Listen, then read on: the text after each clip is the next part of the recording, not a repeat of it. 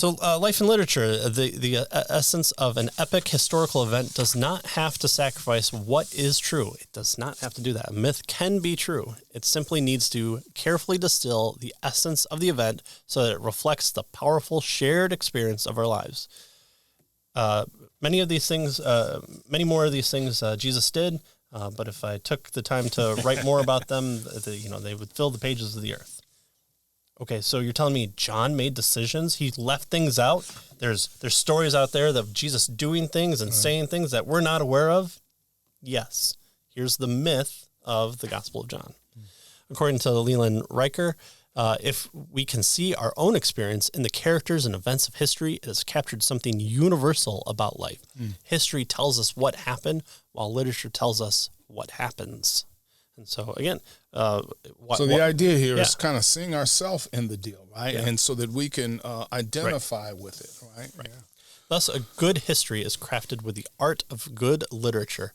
It is why the historical narratives of the Bible are deeply personal and told with literary genius. Yeah, good. And so storytelling, he tells us, has the capacity to unearth truth in sundry regions where the most articulate propositions might flounder, right? So a story, we can put together truth in a certain way, he's suggesting here, that if we just say the truth and tell it, may not work, right? People may not get it. They may not identify with it. But with a story, he says, it's a different thing. He says the art of literature appeals to our understanding through our imagination.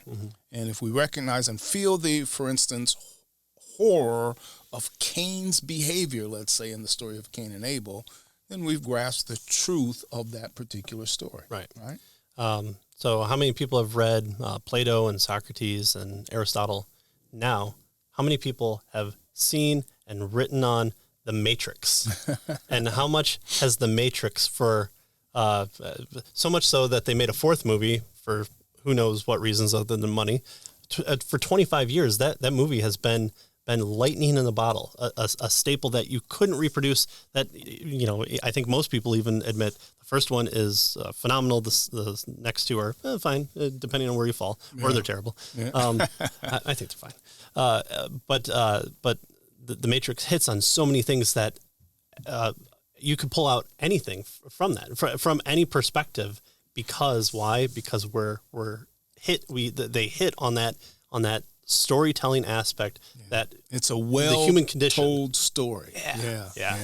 It's good. It was just nice to watch The Matrix again, to think about The Matrix. So storytelling invigorates our virtues as it equally exposes our vices. It concretizes the abstract and injects knowledge deeper into our mental awareness. Right, so it makes it concrete, right? It makes it stable, right? It establishes it as the idea here, right? Yeah. The narrative thread woven through the Bible in itself is the paradigm of visceral storytelling as truth. Its power lies in the uncanny ability to diagnose the inner character of the human life and history via a divinely infallible microscope, Hebrews 4:12 says. Yeah. So that's what the scripture does for us, right? So now what he's going to do here is to talk about this whole idea of what he calls the monomyth, right? The emerging monomyth, right? That's the big black block in 2001: A Space Odyssey, right? So he says, ever since Aristotle, perhaps the world's first literary critic, right? Okay, Aristotle. Careful analysis of storytelling has revealed certain universal, he says, commonalities. Every well-crafted story devises a poignant conflict that piques the audience's interest, which then demands resolution in the unfolding of the plot, right? So he says the form that such storytelling takes is called the monomyth, or the one story, right? It's a compelling narrative, and it needs a compelling crisis, right? A ruinous set of circumstances that cry out for resolution. So that's the monolithic type, or monomythic, rather, type of issue with regard to stories, right?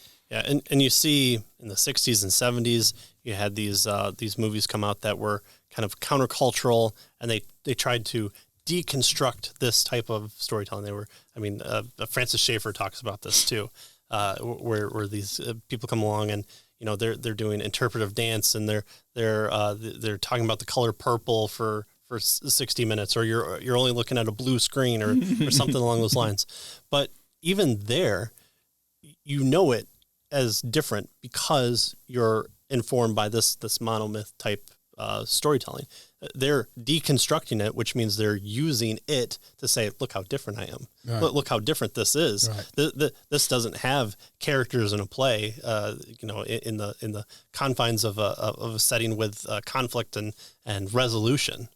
Right. But by you pointing that out, or by you doing that, you are actually referring to it. And so you're telling your own story. Yeah. I mean, there's that aspect of the artist can't devolve himself out of the art, no matter how much postmodernism tries to do that. So the ideal plot is a U-shaped. So the letter U, not us royal U. So it goes like this is what he's suggesting, right? Good. Or does it go like this? Yeah, upside down U? Yeah. More like that. I think that's what he's getting it's the bell curve. Yeah.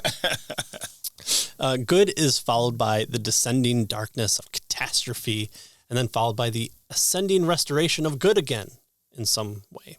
The stories that leave the most lasting impression are the ones in which the darkest hour is just before the dawn. Right. So maybe it is this kind of you. We start off with good, and then we descend into darkness, and then we finally end up. So it depends. And they lived happily ever after. On your characters. Yeah. The dress is torn, glass slippers. Yeah. Some of the best stories do not end well, but in either case, they highlight our insatiable need for good endings. How many times have you read a story and then the happily ever after happens, and then everyone died, the world exploded, and you're like, well, that's just unsatisfying. I just wasted however the short story or. And he's going to deal with these tragedies, right? Yeah. Is what they're called. Yeah, right?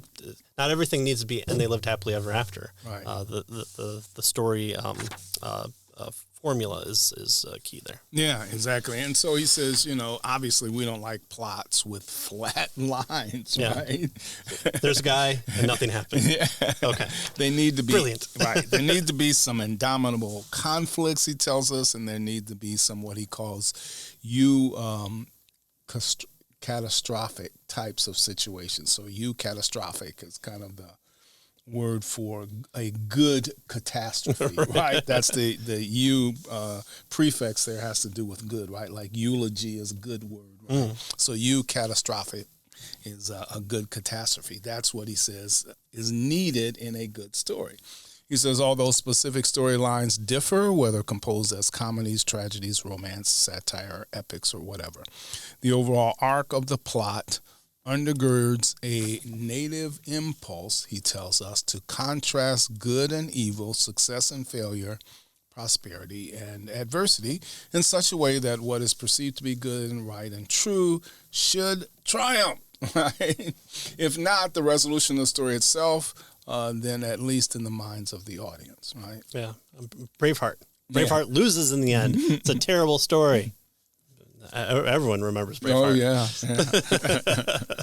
This unifying universal storyline is found not only in the long history of literature, but more recently in our present filmmaking and television era. The most basic forms that this monomyth takes are tragedies and comedies. So here's the two faces of the frowny face and the silly face. According to the great medieval poet Dante, a tragedy is a story that begins with joy and ends in pain. Right. Comedy begins in pain and ends with joy. Our souls long for good outcome of a comedy, and we dread the painful outcome of a tragedy. Yeah. So those are the two basic kinds. Right? Hamlet, everyone dies, but it's fulfilling. Yeah, it's a tragedy, but here's what revenge gets you: utter death and destruction. Exactly, right? So he says even in tragedies, we're encouraged to long even more for the ending of a comedy, right? It's important to note that tragedy is not a celebration of evil's triumph. Right? Few stories, he says, consciously seek to celebrate what is perceived as evil, even if they do so unwittingly or with a consciously distorted ethics, right? Instead, he tells us that tragedy produces grieving over the good that ought to have triumphed. Yet it fell short because of the story's flawed tragic heroes who are overcome by their flaws or the crisis they face, right? So that's what a good tragedy does. It allows for our longing for the good, right? Mm-hmm. He says the history of the monomyth tells us that we need both the tragedy and the comedy. Life does not always end well, but this creates greater longing for how life ought to end, right? So that's what a good tragedy does for us.